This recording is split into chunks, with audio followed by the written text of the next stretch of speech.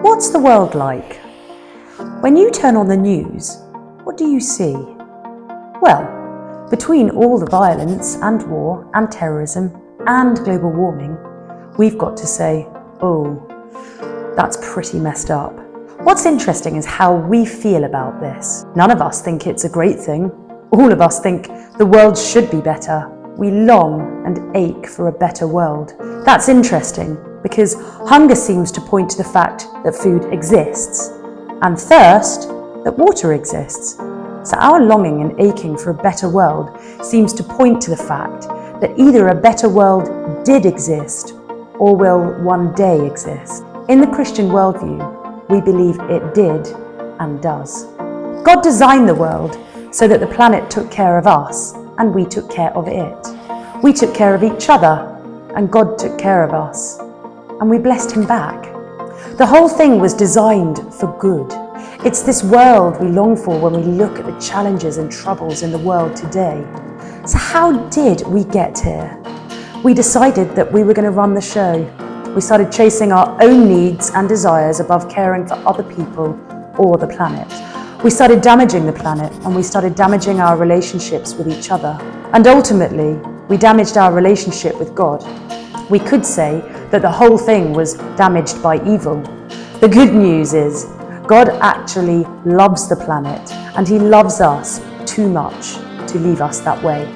So even in our brokenness, 2,000 years ago, God came as Jesus, and he started to teach us a better way to live, and began to tell us about this thing called the Kingdom of God, where all the good things that are supposed to happen actually happen, where life and creation is as God intends it to be. So, Jesus taught us, he modeled a different way of being, he helped people and he healed them. He pushed back against oppression and injustice, and in what was seemingly the biggest act of injustice of all, he died. He was crucified. And as he was nailed to that cross, he took all the weight and the consequence of our evil, of our selfishness and self-centeredness. All this stuff died with him. 3 days later, when he came back to life, he has made it possible for us to experience new life, for us to be restored, for our relationships to be restored, and for creation to be restored. Everything is being restored for better.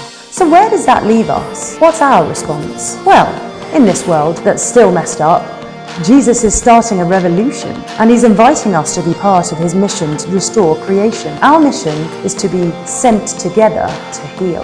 Now, why can't I just jump from here to here? Wouldn't that be easier? Well, the world's problems are so big that we will get overwhelmed trying to take care of this on our own. And let's be honest, we're all damaged by evil too. We need help before we can help others. We need Jesus and his resources so that we can become the kind of good that we want to see on the planet. So where are you? Are you here, where you think the world is peachy?